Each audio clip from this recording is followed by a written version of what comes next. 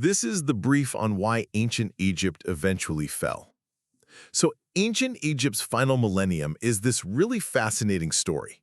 You see, its incredibly powerful 3,000-year-old culture somehow managed to survive all this chaos and invasion, basically by transforming nearly every foreign ruler who tried to conquer it. And this whole dynamic gives us three key takeaways about how an empire really falls. First, military might just wasn't enough. It turns out cultural power was the real kingmaker. You had these Libyan generals who seized control.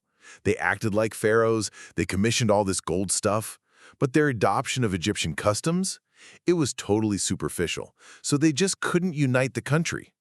Second, the most successful invaders were the ones who genuinely embraced the culture. Take the Kushites from Nubia. They saw themselves as restorers. They were actively rebuilding temples and honoring Egyptian gods, like Amun.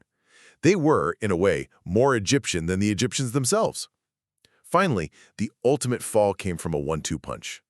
Ruthless invaders on the outside and too much luxury on the inside. So you had the Assyrians and Persians who showed zero respect. They even killed the sacred Apis bull. But it was the Greek Ptolemies who set the stage for the end. They looked the part, sure, but their crippling debt and love of excess created the perfect opening for Rome to just walk in and formally annex Egypt in 30 BC. In the end, the cultural legacy of the ancient Egyptians proved to be immortal, long outlasting the political rule of every single one of its foreign conquerors.